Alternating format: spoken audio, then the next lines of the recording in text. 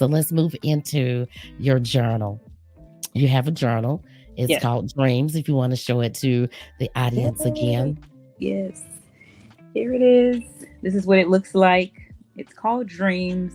Um, it's designed for you to capture your dreams, but not only your dreams, anything that you receive, whether it's a vision for your life, whether it's a word that God has given to you, or you can use it therapeutically to express your feelings. I put in a lot of space for my writers. I had people tell me, sometimes they want more space to write. But you could also use it for dreams. If you have a dream, I encourage people to go back if the dream comes to pass, or you receive another point about that dream, or you have a second dream. I left a lot of lines in there so that people can go back and put more additional comments. I don't know if anybody's like that. I'm like that, where I may get a word from God, and then 5 years later, I'm like, oh, that ties into something I got, maybe a year ago or 5 years ago or something. Hmm. So but then I ran out of room. So I left a lot of space. People can go back and put in more, if they have to go back into their journal and add more information as life continues to go on. So, But do it's you have any questions or anything in there, or is it just no questions. plain journal? It's just a plain journal, but there are like boxes where you can check off: is this your prayer? Is this your dream? Is this your Bible reading? Is it scriptures or other? Because it could be something else.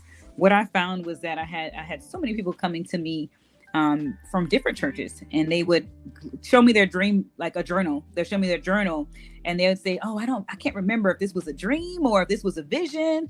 They look Hmm. because they wrote it so fast, they couldn't remember what it was. What was this, a word from God? And so that's why I created mine, to kind of check off so you can say exactly what it is. So if you go back into your journal 5, 10 years, this was a dream. Oh, this was my prayer that God gave me. This was a prayer. And so it just helps people to kind of keep it organized. I got so many journals over the last 3 years. I don't know where to begin. Where to begin? Heard Dream you. journals. It's on Amazon. If you just type in my name, Natasha Dickens, Dreams Journal, it should pull up. It Hmm. should look like this, because there's other people doing other things, but it should look Yeah.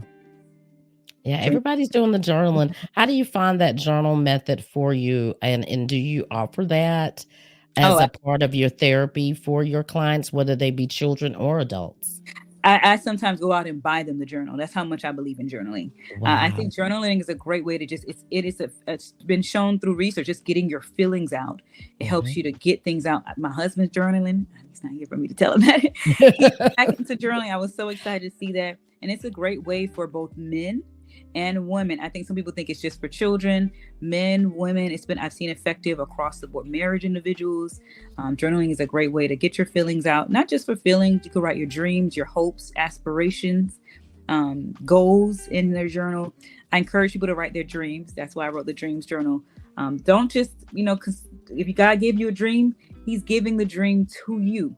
He Mhm. gave it to you for you to do something about it, not your Mhm. pastor, not your first lady, not the prayer ministry.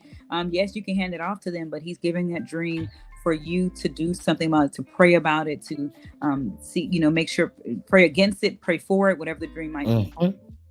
So that's You're what I. exactly right.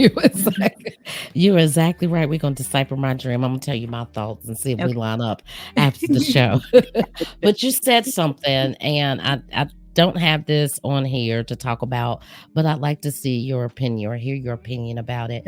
You said your husband journals He now. does. Yes. And as we know, we live in an environment now where men are asking for safe spaces. Mhm. And as women, we expect them to be the defense, the provider, Mhm. all of the things that they can carry. And of course, we know if they put God first, they can go to God, talk to God, and then the wife, and then the children.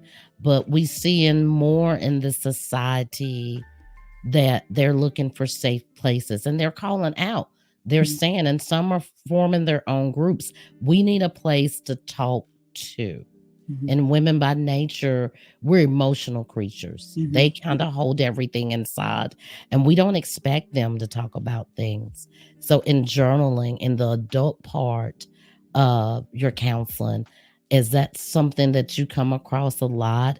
The safe space that the men are asking for now, and particularly in our African American communities, Mhm. they are crying out for safe spaces. They are. They're crying out for safe spaces. They're crying out for a place where they can be able to vent and talk, or just to put their feelings into place. I think men want to talk. There are a lot of men that I've seen, especially in our with our African American men, is that you will see they've been told over years the whole thing is in. And well, Mhm. we're not doing good, because with feelings, if you constantly hold them in, I tell my clients, think of it like a backpack. You're constantly stuffing things into a backpack, or let's say a purse. Eventually, at some point, it's going to spill over, because the Mhm. backpack can only take so much. And that's how our feelings are. If we're constantly stuffing our feelings, we don't talk about this issue, we hold it in. We don't talk about that issue, we hold it in. It's eventually going to spill over. And what is the spillover? It looks like irritability. It looks like psychotic symptoms. It looks like anger. It looks like depression. It looks like anxiety. So it starts to spill over because we're not addressing those issues. So I encourage men, please go get help. Seek help. It's okay. I want to make sure I say that it's okay to talk to somebody.